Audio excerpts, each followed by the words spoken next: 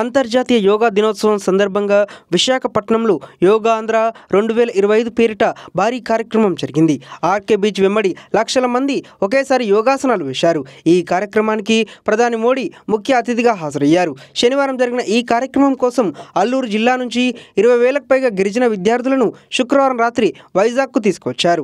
అయితే రాత్రి విద్యార్థులు పడుకునేందుకు సరైన ఏర్పాట్లు లేకపోవడంతో ఒకే చోట వందల మంది విద్యార్థులు మరియు అధికారులు బస చేసినట్లు ఒక వీడియో వైరల్గా మారింది. ఈ నేపథ్యంలో AP Congress chief YS Sharmila కూటమి సర్కారుపై నిప్పులు చెరిగారు. కూటమి ప్రభుత్వానికి పైత్యం పరాకాష్ఠకు చేరిందని, యోగాంధ్ర గిన్నిస్ రికార్డుల కోసం పసిబిడ్డలను అవస్థలు పెడతారా అంటూ ఫైర్ అయ్యారు. తిండి తిప్పలు లేకుండా కడుపులు మార్చుతారా? వేల మంది బిడ్డలను రూముల్లో వేసి కుక్కుతారా? వాళ్ళను పిల్లలు అనుకున్నారా, గొర్రెలు అనుకున్నారా అని ఆమె మండిపడ్డారు.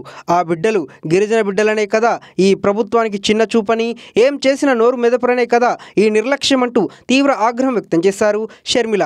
మోడీ మెప్పు కోసం ఇంత దిగజారుడుతనమా అని ప్రభుత్వాన్ని నిలదీశారు. ప్రధాని మోడీ యోగా కోసం బిడ్డల ప్రాణాలను ఫలంగా పెడతారా? Modi shame shame. కూటమి ప్రభుత్వానికి ఇది నిజంగా సిగ్గుచేటని దుమ్మెత్తిపోశారు. గిన్నిస్ రికార్డ్ యోగాంధ్రకు కాదు, 27,000 మంది గిరిజన విద్యార్థులు ఆకలి కేకలు పెట్టినందుకు ఇవ్వాలని షర్మిల ఫైర్ అయ్యారు.